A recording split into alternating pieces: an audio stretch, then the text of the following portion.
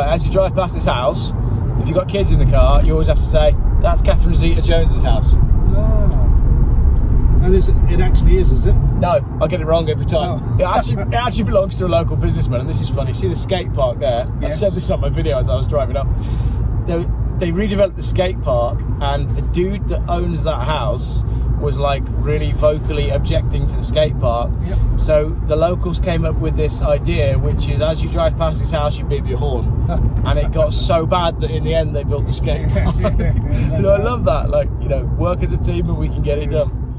Good morning. It is 7:34. A couple of things happening today. One, I'm giving this car a proper shakedown by driving it all the way to Mumbles. Mumbles is in Wales and it's quite a beautiful place. It's going to be a very nice sunny day. So we're going to get some miles on this car, which is the Benidorm car. But also what's quite exciting is I'm off to buy a car for a gentleman who got in touch saying, Geoff, I'm coming to England for 6 months. Could we buy a car instead of hiring one? So let's go and do that. Let's drive to Mumbles and go and have a lovely day out. This is going to be a nice video. Right then, made it to Mumbles with absolutely no issues. Car is running sweet. The list of things that I need to do on the car is getting longer, but it's time to now go and edit some video, have some coffee, because the old people are arriving. Oh, I do like a Dacia Sandero though. All right, that's breakfast done. So the works go all the way down to the end there, and then pretty much the entire length of that. It does kind of ruin the front of Mumbles, but I guess if they're doing flood defences, you know, for the climate. Oh, Lee's phoning me. Good afternoon. You might be wondering why I'm not in a car. Because, as you well know, I'm always in a car. Well, I'm buying a car. In fact, today I'm buying a car for someone who has come to England from New Zealand, who emailed me and said, Geoff, do you think you could find a car for me because I don't want to hire one? This was a little while ago, so I said, yeah, I don't have a problem with sourcing a car for you, but you need to be warned that I normally only buy Volvo estates from about 1993 to the year 2000. And he said, that's fine, that sounds great. That'll suit us just perfectly for the 6 months that we're in England. So I went and bought one for him. In fact, it was the red V70 that was on my channel quite recently.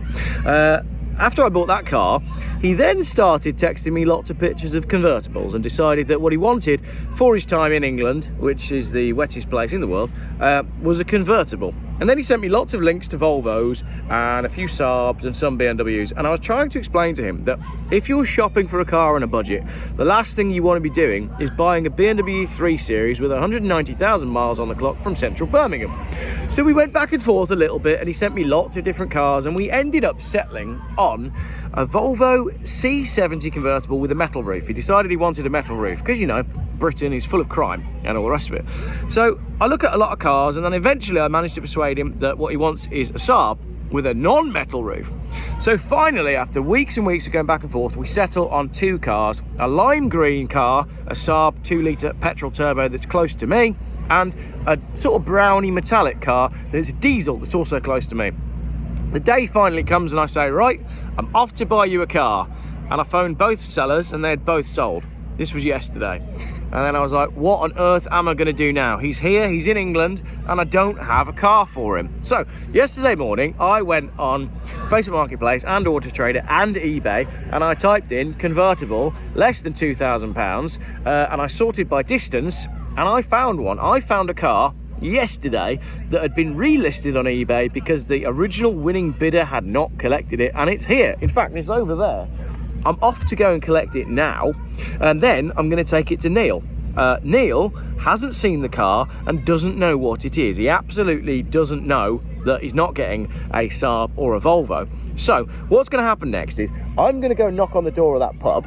I'm going to get the key, I'm going to pay the seller, and then I'm going to take this car to Neil and see what he thinks. And hopefully he likes it, because as I said, I found it yesterday. And I mean, to be honest, the best way to buy a car is on a budget and in a time crunch, isn't it? So let's go and see. I haven't test driven it. I haven't done any checks or anything. I should probably do a check, like a car vertical check or something, shouldn't I? But I'm confident that it will be fine. Let's go and get the car. Oh, by the way, I'm in Swansea. I'm not actually.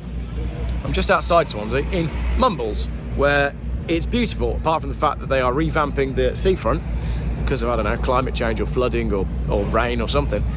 So there's works going on everywhere, which is what you can hear, because there's diggers moving around just about everywhere. Anyway, that's a very long introduction to this video. Let's go and get the car. So, as I said, Neil got in touch with me and he said, I'm coming to the UK sometime in May until October, and can you find me a car so I don't have to hire one? He wanted a convertible.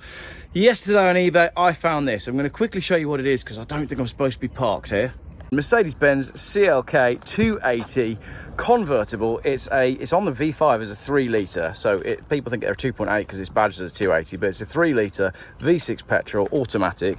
It's done 190,000 miles, but it's got great service history. It's had a lot spent on it recently, £750 at the last service, allegedly £2,000 at the service before that. Comes with a private number plate which says 280 on it, always a sign that someone has cared for the car, and generally it's very clean. It came in under budget at £2,000, and most importantly, it's ready in time to take it up to Neil. He hasn't seen it yet. He's expecting me to turn up in a diesel Saab or an older Volvo convertible. So I'm pretty confident that he's going to be very happy with what he's got. So let's drive an hour to go and take this car to Neil and get his reaction when he sees it for the first time. I think I'd be thrilled to bits, because that is a great looking car. I think he's going to be thrilled to bits with this car. I think it's really nice. I've never had one of these before. I've had the coupes, but I've never had a CLK convertible, and this is a nice one with a proper engine. So hopefully Neil's gonna love it. About half an hour away from Neil's place. I'm whizzing along quite nicely in the 50-mile-an-hour limit for air quality, which is next to the Port Talbot Steelworks actually. The car is quite lovely. I'm quite staggered that you can buy such a nice car for so little money. It's even got me wondering why I'm driving a Volvo estate to Benidorm, but then I've got to remember it's about fuel economy. And the other side of that is, when I get to Benidorm, Lee and I are going to spend a day filming, then I'm going to wave him goodbye, then I'm going to drive 3 hours south to Malaga to meet my family who are flying in. And then we've got the Volvo estate as a nice family car while we have a little holiday in Spain. So that's the plan. That's why I'm not driving to Spain in a convertible. But for a 3 litre V6, it's saying 26 miles to the gallon since I left Mumbles, but there was a lot of stop-start traffic coming into Mumbles, so I reckon that number will come up quite significantly. I'm loving it. This wasn't the best Mercedes convertible ever. They were never built that well. The finish on the interior is not great, but I think this is a very good example of the breed. A lot of these, they're not the best, but this one's lovely. I got cruise control, I got an automatic gearbox. I don't think it's a very high spec car. I don't have loads of buttons. I've got a lot of blanks here on the dash display. But I think for the money, I mean, £2 grand. £2 grand. That's all you got to pay for this. How much would this have been when it was new? £40,000, and it's lovely and it works. 193,115 miles. It's another high mileage hero from Geoff Buys Cars. You know I love them. I love a high mileage hero, especially when it's been looked after, especially when it looks as clean as this. 2 miles away from Neil's location now, 31.6 miles to the gallon. Not bad for a quite powerful V6 automatic convertible, and I've absolutely loved the drive. This car is great. It feels so good. Suspension feels tight. There's no knock-in. There's no, the tracking's not out or anything like that. It just feels like a really good car. A good example of a good car. There you go. People buy from people. You get a vibe about a car just from reading the description, and then you get a better vibe when you speak to the seller. If you get a good vibe from the seller, chances are you're onto a good car. And I feel like people don't rank that highly enough in terms of the importance as to what to look for when buying a car. Look for a seller that you get a really good feeling from. Look for a car that gives you a really good buzz. If you read the description and think, oh yeah, this is going to be great, then maybe it just will be great. Maybe it'll be a terrible car and you'll get scammed. But what do I know? Absolutely nothing, but this feels like a good one. Yeah, I got a quick video look. So, Okay. now that we're here, Yep. do you like your car? Awesome, fantastic car. Really pleased. Done a great job. Recommend this man. I don't want to do it again. That was stressful. I mean, there's been a lot of chaos going back and forth for the last few weeks, haven't there? That really has been. But it's been enjoyable and good communication It's too. been fun, and we've looked at every single convertible for less than about $2.5 for sale on the internet. Absolutely. We've looked at them all. And enjoyed it too. Yeah, Very and then at the good. last minute, this one turns up. Yeah. So, Very happy. I think it's great. So do I. That's definitely more fun than. I mean, what would you have hired? Some sort of like Hyundai or something, wouldn't it? It would have been a small car, Yeah. and it would have cost me a lot more because we're probably going to be up here for up to 4 months. Yeah. So it would have cost me a lot more than buying this, and hopefully we can get some money back when we eventually leave. I'm gonna have it back. I really like it. It's a Yeah, very okay, cool good car. stuff. I've not had one before, but I thoroughly enjoyed the run down here. So Good. right, let's go back to my Volvo, back to Mumbles, and we'll go from there. All right, all best. So how are you finding being back in England land? After I keep saying on video that you're from New Zealand, but I was confused because there's 2 people emailing me at the same time about the same thing. But you're from Australia land, not New Zealand land. I am from Perth. So you moved there in 1987. Yep, I did, and thankfully for us, it's all worked out pretty good, and we never looked back.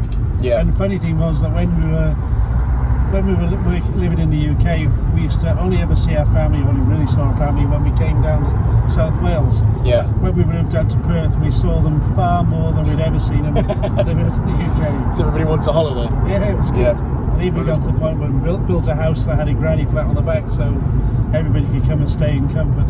Excellent. Yeah, it's really good. Great place. What's it like coming back to the UK then, now that you live in Perth. What are the main things you notice? When we last over here, you said pre-COVID. Yeah, 2000 in February 2000 we went back, and we'd been out here for about 10 months. We came in 2019, and then we stayed for about 10 months. Yeah. And then we're back. What do I notice? Well, at the moment the sunshine's pretty good, so that's. This is not normal. Isn't it? Don't get excited. It'll be is, grey but and raining we next week. We brought it. You did, yeah. Especially with the roof off, we can't be raining. Honestly, the day you text me being like, right, we've started our outward journey, the weather went, oh, hang on, we need to sort ourselves out. There's some Aussies coming over here. It's been it's been grim. That's probably the worst 6 months. I can remember. Yeah, shocking. Apparently, I read an article the other day, the wettest 18 months since something like 1840, whatever. I thought it was supposed to be warmer. Well, again, the Daily Mail yesterday was saying it was the warmest April on record. We've had the fire on every day. We've only just stopped using our fire in the lounge. Right, as you drive past this house, if you've got kids in the car, you always have to say, that's Catherine Zeta-Jones's house. Ah. And it actually is it? No, I get it wrong every time. Oh. It actually belongs to a local businessman, and this is funny. See the skate park there? Yes. I said this on my video as I was driving up. They redeveloped the skate park, and the dude that owns that house was like really vocally objecting to the skate park. Yep. So the locals came up with this idea, which is as you drive past his house, you beep your horn. And it got so bad that in the end they built the skate park. I love that. Like, work as a team and we can get it done. People power. People power, exactly. Looks like the tide's out. Yeah.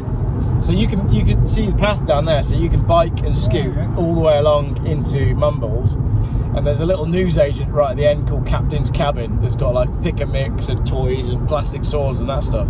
So that's like the end point for the kids. So if we parked all the way back there and you got a couple of 3 mile skate, like, come on kids, we're nearly at Captain's Cabin, and then they'll get like a crappy pirate sword and some sweets and whatnot. So they absolutely love it. So you wake up on a nice sunny day and you're like, kids, right, where are we going today? We're going to Captain's Cabin. They mean we're going to Mumbles.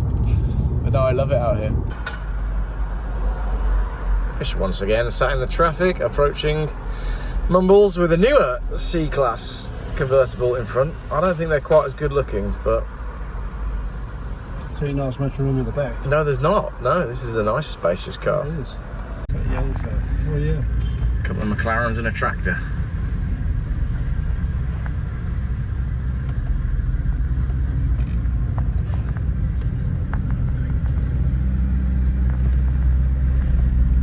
I think I prefer that old Mercedes. Look at that. Oh, it's in good condition. Oh yeah, it is nice. That's it. Beautiful. So what do you think of your Mert now? You spent a bit of time in it. All right, it's awesome. Absolutely fantastic. I can't stop smiling. No, I'm still staggered by the fact that this is what happened. Well. Considering on Tuesday I was off to buy a couple of Saabs, and we've ended up with a much better Mercedes. I didn't think we were going to find a CLK 280 that came in under budget, so I don't know, that's just luck, that is. Or it's your skills. My skill, I like that, yeah. It's my car buying skills that did this, yeah. Right, all done. Neil's very happy with his new car. I'm very hot.